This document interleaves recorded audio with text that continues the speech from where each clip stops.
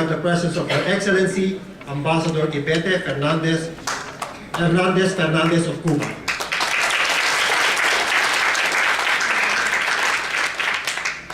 We also have our friends and comrades from India, Mr. Nilotpal Bose, Indian Representative, General Secretary, All India Peace and Solidarity Organization, and Head of the Delegation.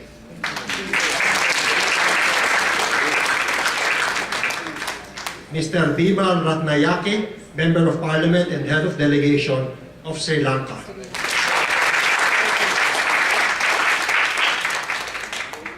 Mr. Sunthon Sirisak, Vice President, Lao Cuba Friendship Association and Head of Delegation of Laos. Mr. Pham Van Chung, President, Vietnamese Committee for Afro-Asian Latin American Solidarity and Cooperation and Head of the Delegation of Vietnam.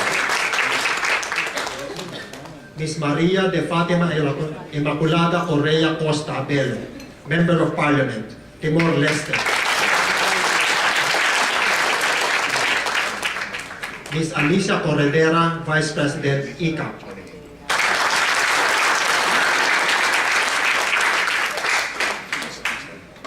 Attorney Corazon Fabros, Coordinator of the Philippine Cuba Cultural and Friendship Association.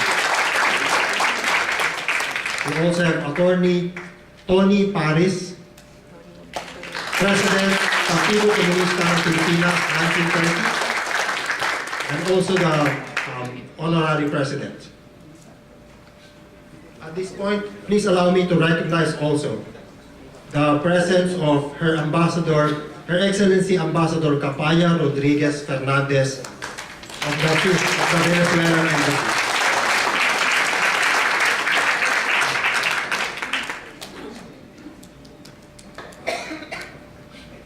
We are lucky to have a number of countries, and please allow me to mention them. We have delegations from Australia,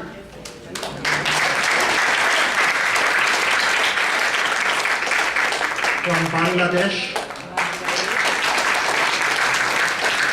Cambodia, People's Republic of China, India,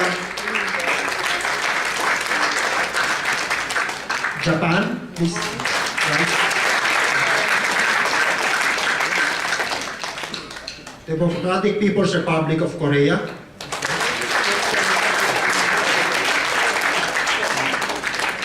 Republic of South Korea,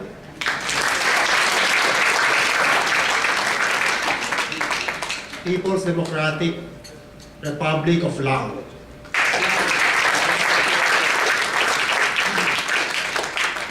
We also have sisters and brothers from Malaysia,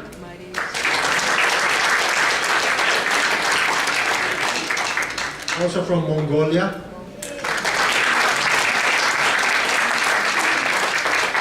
we have delegates from New Zealand,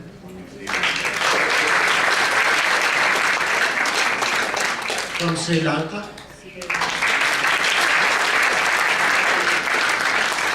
Timor-Leste,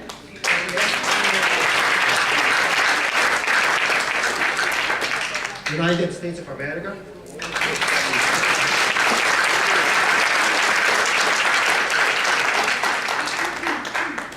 the Socialist Republic of Vietnam,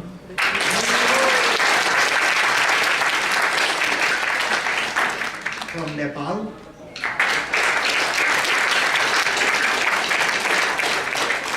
of course from Cuba,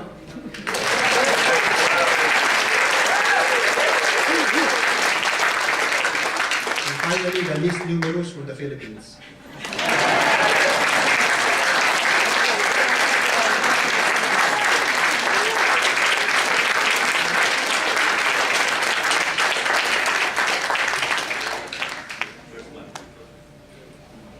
Well, Tony, that certainly shows that there's very strong solidarity for Cuba all over the world. Now it is time to hear the opening words of the President of the Philippine-Cuba Cultural and Friendship Association and also the President of the Philippine Organizing Committee, Dr. Francisco Nemenzo.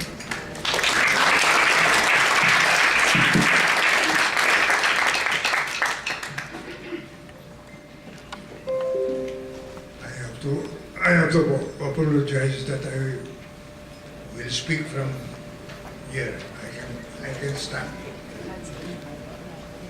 Ladies and gentlemen, comrades and friends, on behalf of the Filipino Organizing Committee, I welcome the 69 delegates from the Cuban Solidarity groups in the 18 countries of Asia and Pacific. We meet every 2 years to renew our support.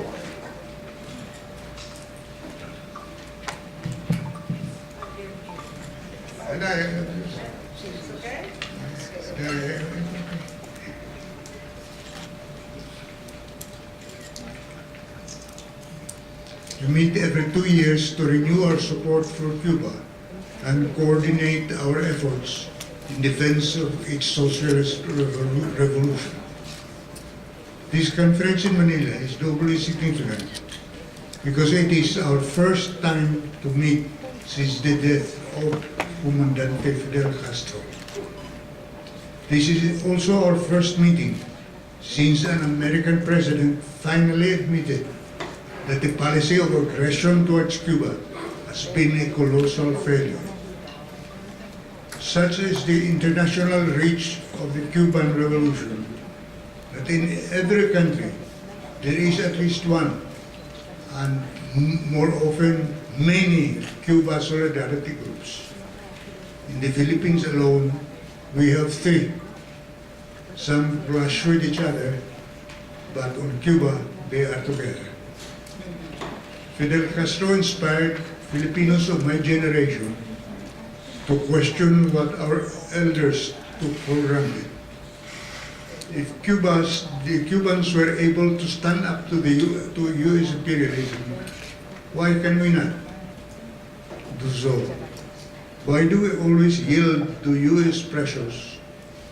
Why do we assume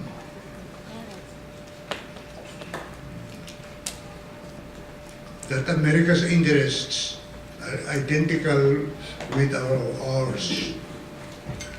Those who asked these questions in the 1960s were also the ones who led the resurgence of the national liberation movement in our country.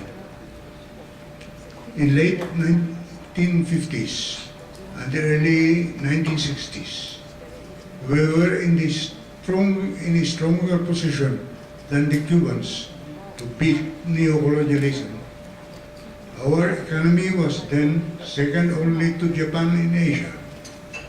Our experience in guerrilla warfare was still fresh, while Cuba is only 90 miles from the enemy. We were close to the Democratic Republic of Vietnam and the People's Republic of China. But why did we fail to put these favorable conditions to advantage? The obvious answer is we had no Fidel Castro. In dissociating ourselves from personality cult, we sometimes delude ourselves that the masses and the masses alone can make a revolution. Of course, there can be no revolution without the participation of the masses. But we must also recognize the historical fact that so many huge mass movements just faded away, leaving behind only legends and memories of heroic defeats. For a movement to make a revolution, it must produce leaders like Fidel Castro and Lenin, whose charisma attracted, inspired, and set the line of march. The fractious elite of servile and spineless politicians make neocolonialism possible because they are easy to cajole, coerce, and corrupt.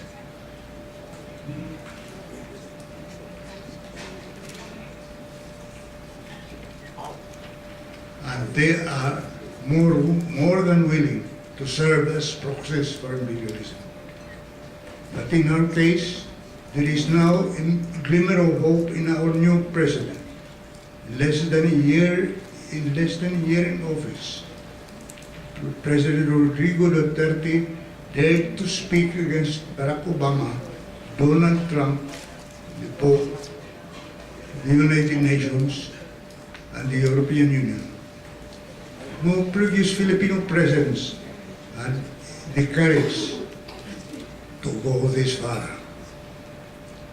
In his inaugural address, he announced that his government would learn from Cuba, and he was sending his health secretary to Havana to study Cuba's healthcare delivery system. President Duterte also plans to send more officials from other government agencies to learn from Cuba. Of course, we can be sure at this stage that these trips will produce palpable results.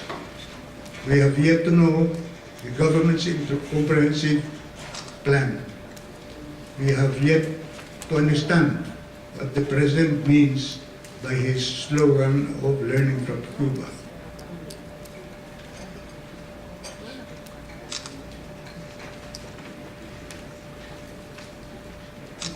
Filipinos have heard enough demagoguery to be natural skeptics. We have had enough development plans with noble objectives that were discarded once they were defeated from American foreign policy.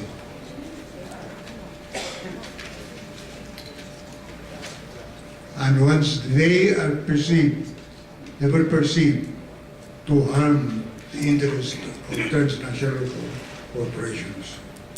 We cannot just copy the Cuban institutions and adapt some of its policies and practices while retaining the present neo-colonial capitalist framework. We applaud President Obama's move to normalize relations with Cuba.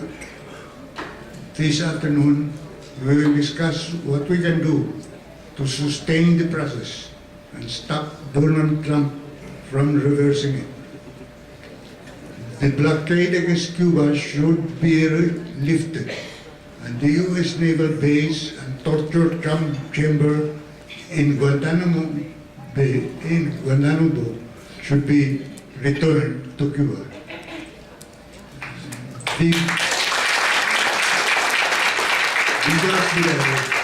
Viva Cuba Socialista.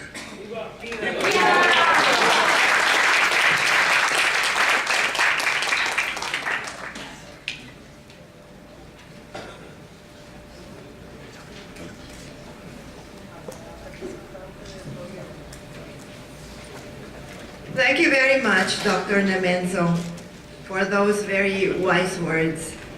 And the question of why we could not stand up to imperialism. I think Marta Rojas has the answer. She said that the Cubans were close enough to the enemy to know more about them.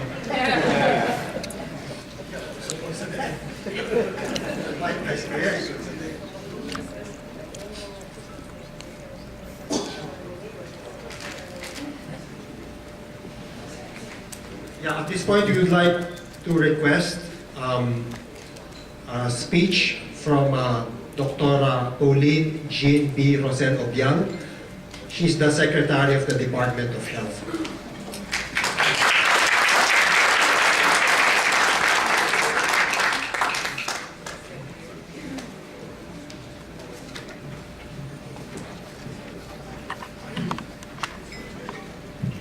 Yes, thank you, and good morning to everyone.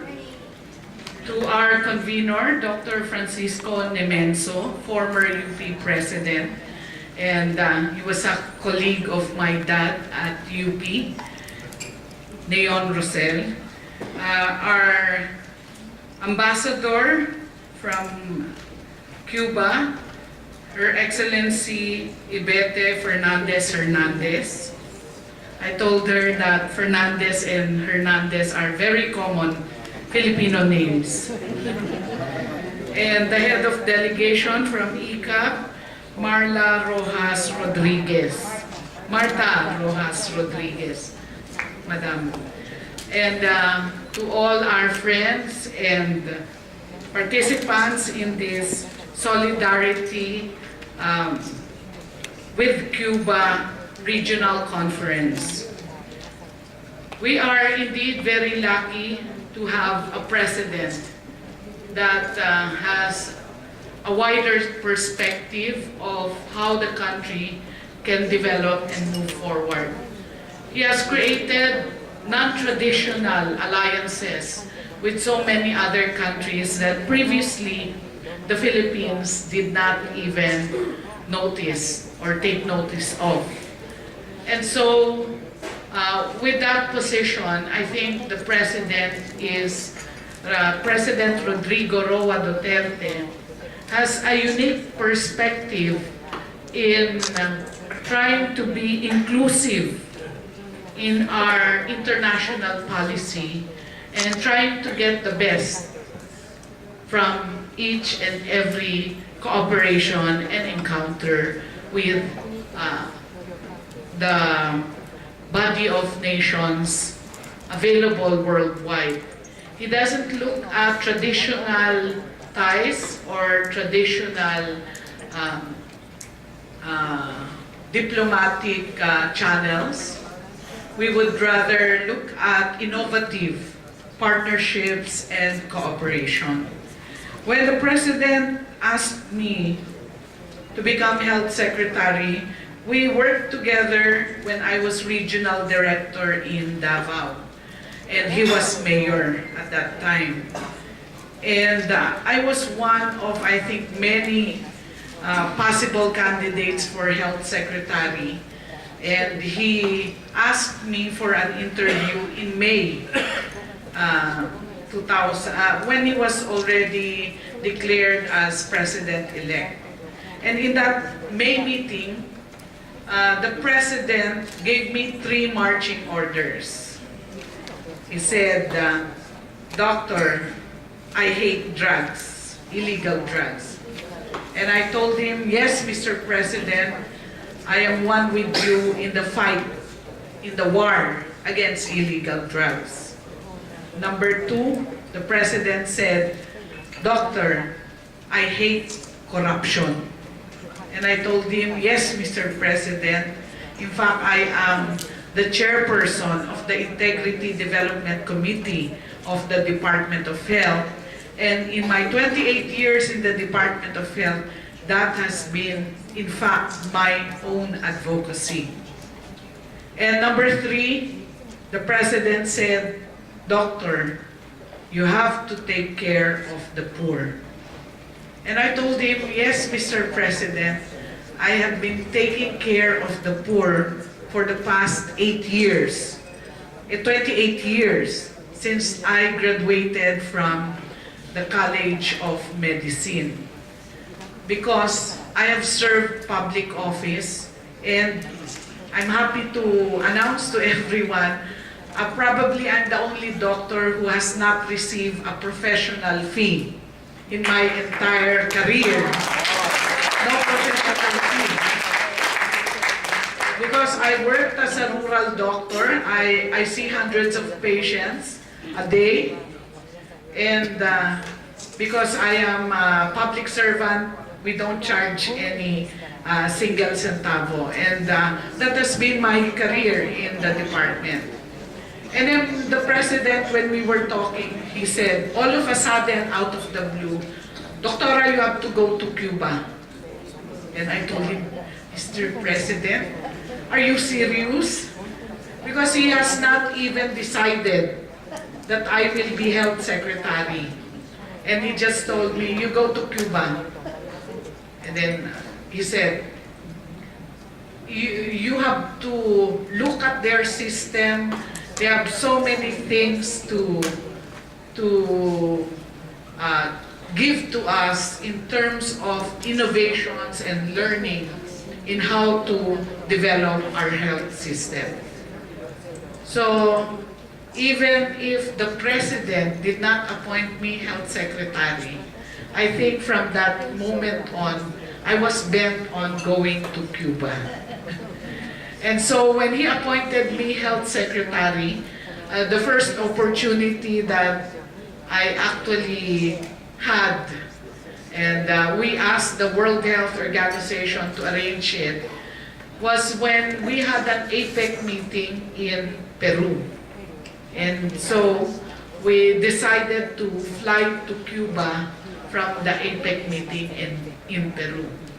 And we stayed there for 3 days, and it was really an eye-opener. It was really a really worthwhile experience, seeing the people, seeing the situation. And we went to a family physician's or a family clinic, a physician's family clinic. And there I realized that the strength of the Cuban health system is really the family physician, the front line, the primary care. Because they have one doctor. This actually surprised my other colleagues, one doctor for every 1,000 population. And the WHO standard is actually one doctor per 10,000 population.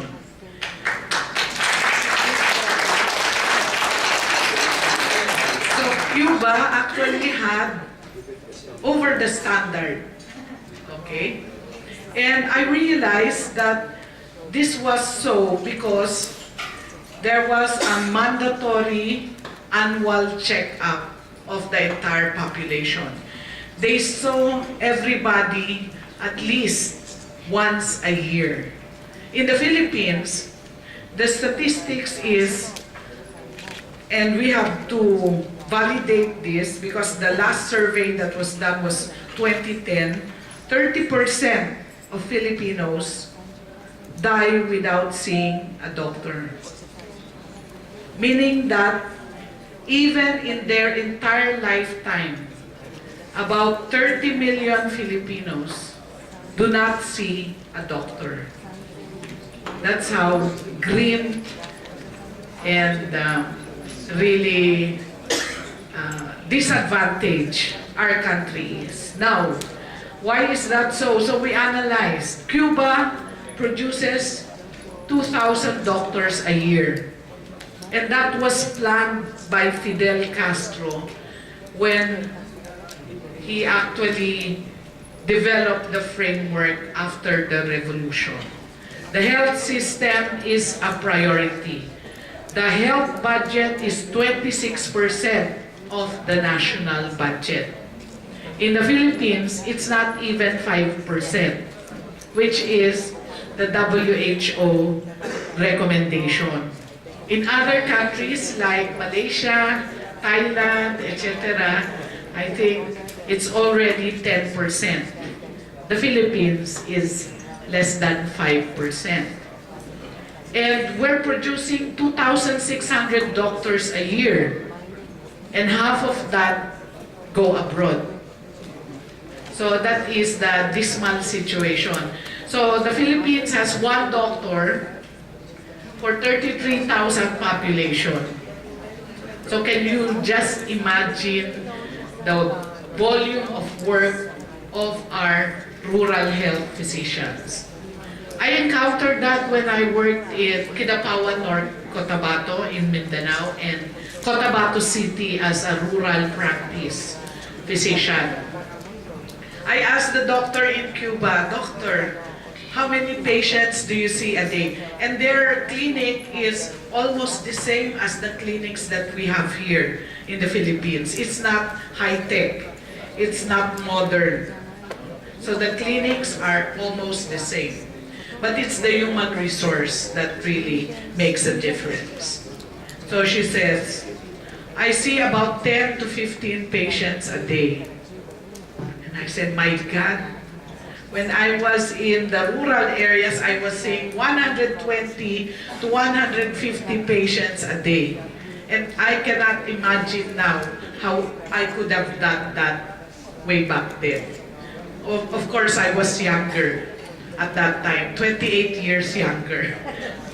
So, and even to this day, when I talk to the doctors, they can really not imagine themselves seeing 10 to 15 patients a day. So, when we got back to Manila, I presented the Cuban model to the President. And I presented to him how much it would cost the Philippine government to actually implement the Cuban model. Particularly human resources. I told him, even if we don't have the infrastructure, we can actually rent a clinic or rent a house. That's what they do in Cuba. They do not build a health center or a health facility. They rent a place. Okay, so it's very easy to put a health professional immediately in an area where one is needed. And to actually put one health worker, not necessarily a doctor, either a nurse or a midwife, because we have enough nurses, we're producing enough nurses. One health worker per barangay, and that was the campaign promise of the President. We would need around 25 billion pesos. Because we have 42,500 barangays. And we're in only 20,000 of those barangays. So we need an additional 22,500 professionals to actually be in the barangay. And not to mention that there are barangays that are very big. About 70,000 population, one barangay. So we need more health workers. And there are barangays, for example, with 3 islands. So we need at least one health professional in that barangay. So with that, I hope that the President will support our framework for adopting the Cuban model. And there was a second group that went to Cuba last year. It's the local government from Surigao del Norte. And by May, this coming May, next month, we will now be piloting the Cuban model of health service delivery and health system development in Surigao. And hopefully with that model, we will be able to scale up in the following years to the rest of the country. But the model is one health worker per barangay and a polyclinic in every town, in every municipality, and a second level or a hospital that is capable of doing operations in every 5 towns or municipalities. So that's the Cuban model, a well-developed primary care and a well-developed referral network or service delivery network. So with that, we calculated also and presented, I will be presenting next week to the Cabinet how it will take us to actually implement that model. One health center per barangay, one polyclinic per municipality, and one second-level hospital in every 5 municipalities. That will cost us 220 billion pesos, I told the President. And at the current status, we're only receiving around 24 billion pesos a year for health facility development. So at the rate we're going, I will tell the President, we will attain the Cuban model in 10 years' time. But that is remarkable if we do that because Cuba was able to attain their model in 40 years. That's the difference. Because Fidel Castro was able to lead the country for 40 years, they were working at it for 40 continuous years. Our problem in the Philippines is that the term of the president is 6 years. And we don't know if the next president will adopt the Cuban model to be implemented by the Department of Health. So with that, we'll just pray and hope that we can continue this endeavor. But I think the Cuban model is really one of the innovations and health systems that is really a model in the whole world. So thank you very much, Cuba, for giving us that model. And thank you to the participants.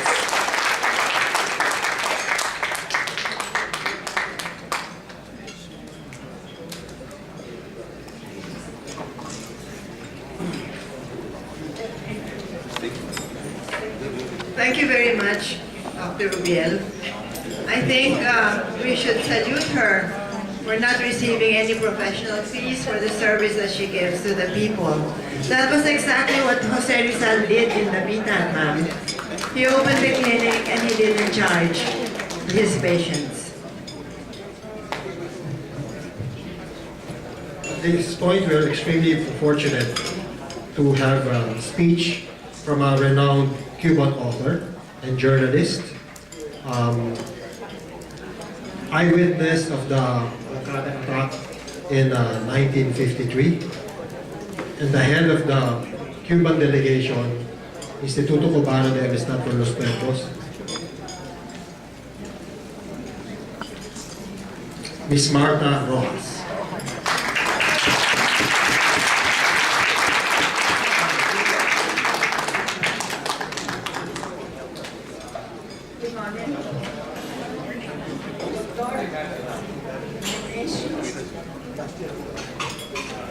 Organizador de este extraordinario evento. Doctora Paulynn Ubial, secretaria de Salud Pública de la República Argentina. Excelentísima Ivette Fernández, embajadora de nuestro país, de Cuba, aquí en Capaya Rodríguez, excelentísima embajadora de la República Bolivariana de Venezuela. Amigos, queridos amigos todos, de cualquier país, que esté aquí presente y nos oiga. Dr. Francisco Nemenzo, President of the Organizing Committee. Dr. Paulynn Ubial, Secretary of Health of the Republic of Philippines. Her Excellency Yvette Fernandez, Ambassador of the Republic of Cuba. Her Excellency Capaya Rodriguez, Ambassador of the Bolivarian Republic of Venezuela.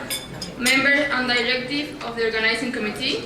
Members of the different delegations, dear friends. Constituye un inmenso placer para mí dirigirme a ustedes y agradecer en nombre del Instituto Cubano de Amistad con los Pueblos y en el mío propio a todas las organizaciones y grupos cuyos delegados se han dado cita en este país con el objetivo de fortalecer las relaciones de amistad y fraternidad entre las naciones que integran el movimiento de solidaridad con Cuba en la región Asia-Pacífico.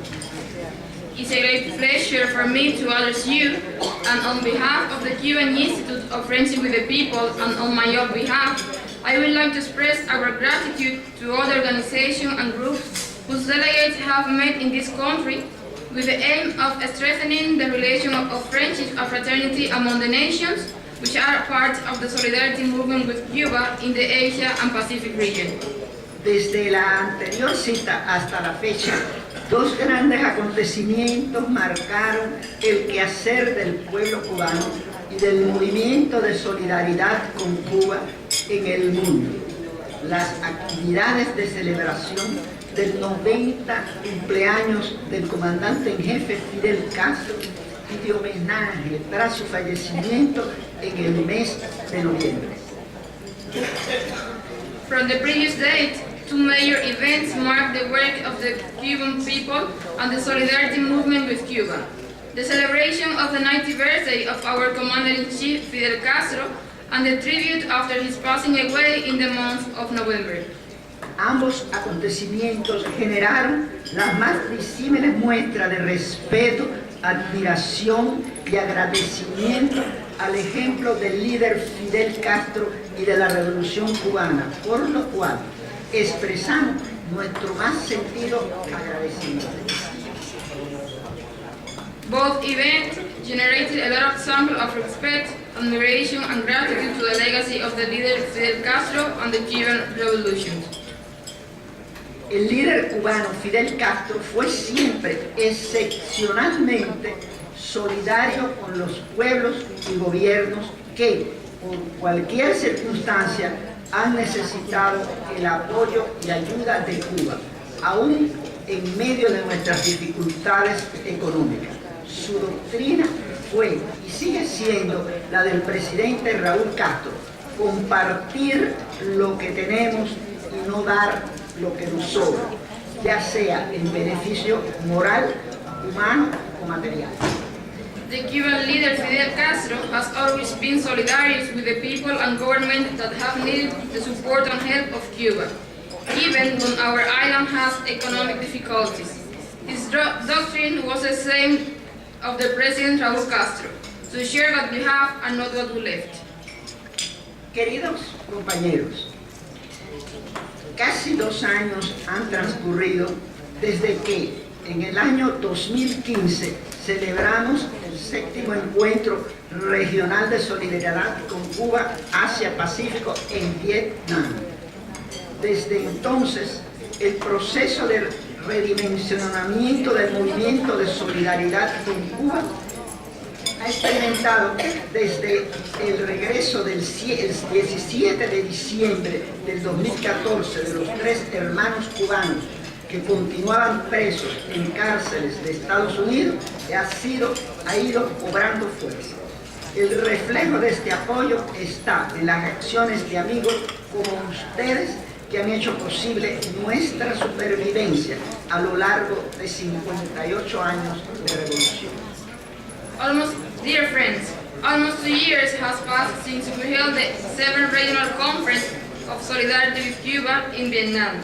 Since then, the process of redimensioning of the solidarity movement with Cuba has been gaining strength, and it has been reflected in the action and support of all of you, friends of Cuba, who have made possible our survival throughout these 58 years of revolution.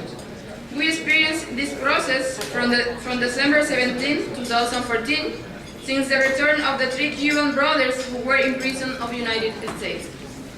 De esta forma, damos continuidad a los 7 encuentros de solidaridad realizados en esta vasta región del Pacífico, del planeta, los que han permitido establecer estrategias continentales para fortalecer el trabajo de amistad con la isla.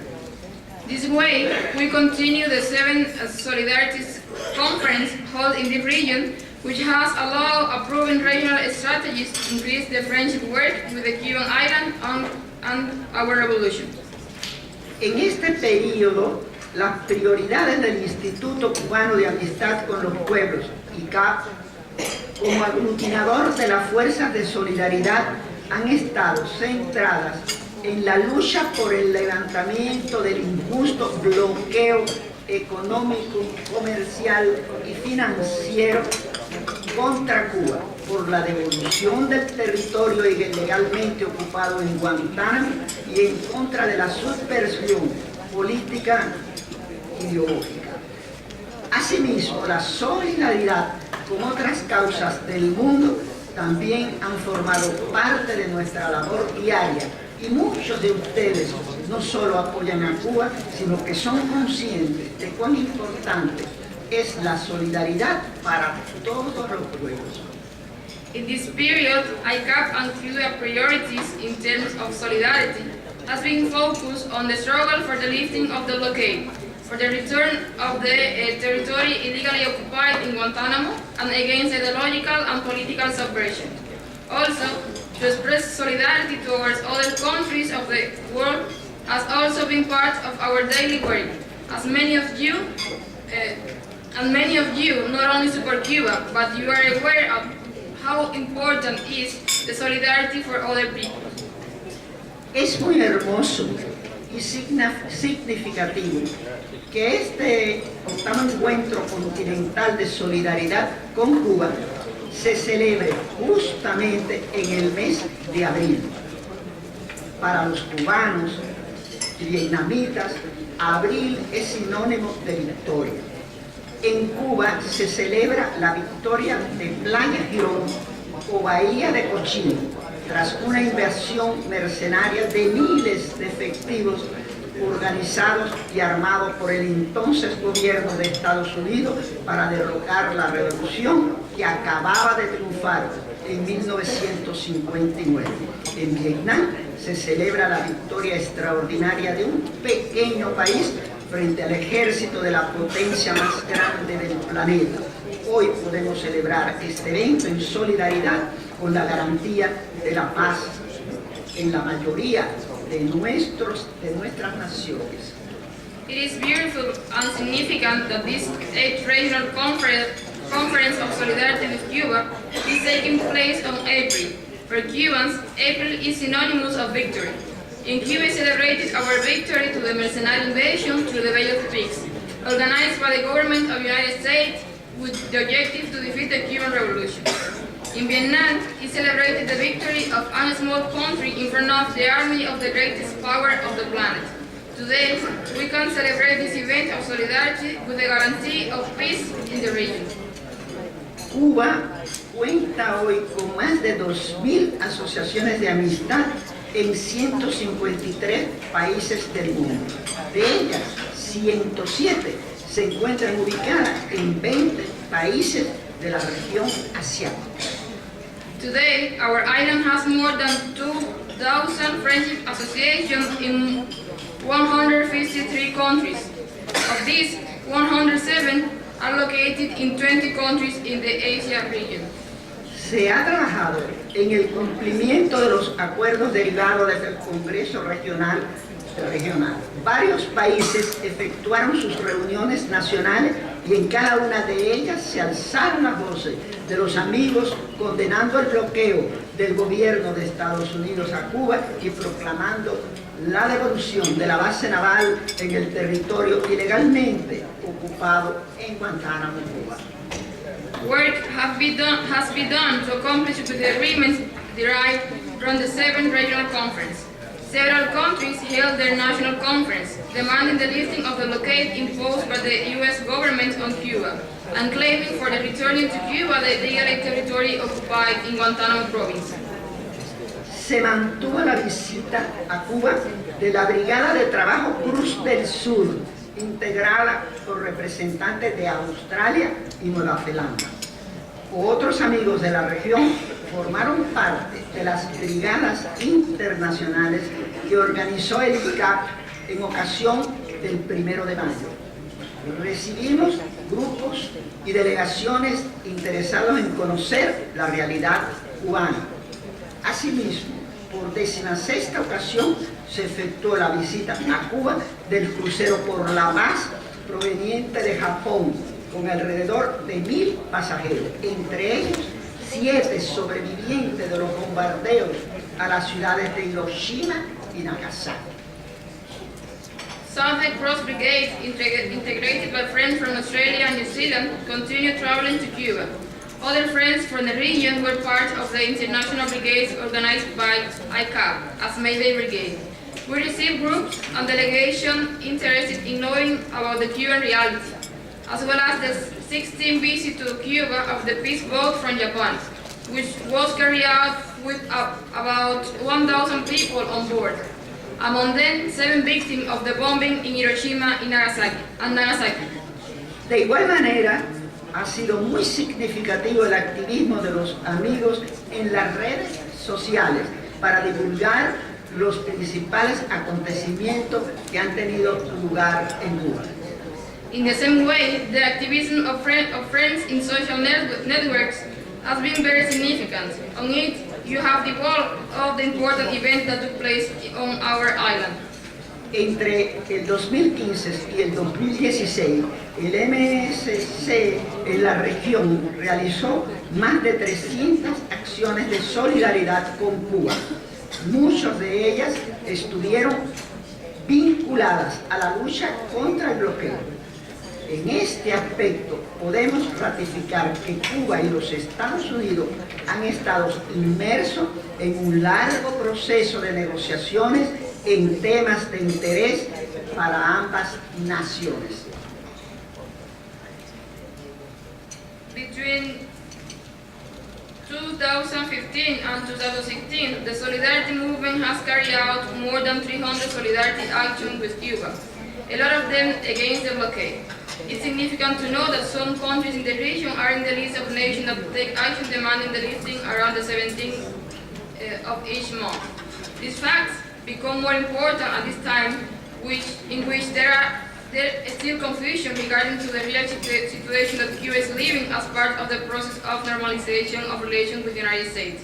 It is true that we have been immersed in a long process of negotiation on the similar issues of interest to both nations, but there are still many issues to be solved which are vital for Cuba. We must be aware that Cuba will always be willing to negotiate with the United States, but at equal, and it will never make concessions on matters that can affect its sovereignty and independence. El restablecimiento de las relaciones diplomáticas entre ambas naciones ha posibilitado el avance en el proceso negociador. No obstante, existen aún muchas diferencias para resolver entre ambos países. Sabemos que todavía persisten confusiones entre los amigos acerca de la situación real que vive Cuba, pero sabemos que Cuba siempre estará dispuesta a negociar con Estados Unidos como iguales. Nuestra revolución jamás hará concesiones que afecten nuestra soberanía e independencia.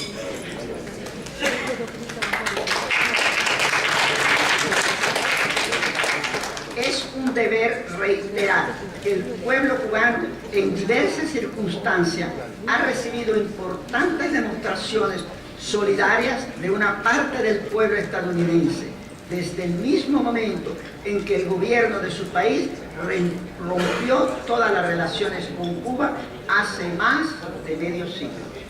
It is adopted to mention that Cuban people have received important demonstration of solidarity from some people from the U.S. From the moment when the government of the U.S. country broke all kind of relation with Cuba, more than half a century ago. En consecuencia, el gobierno cubano también ha expresado su apoyo al pueblo y al gobierno norteamericanos. Un ejemplo elocuente fue la disposición expresada por el propio comandante Fidel Castro de enviar a los Estados Unidos una brigada médica para ayudar a sus ciudadanos terriblemente afectados por el huracán Katrina.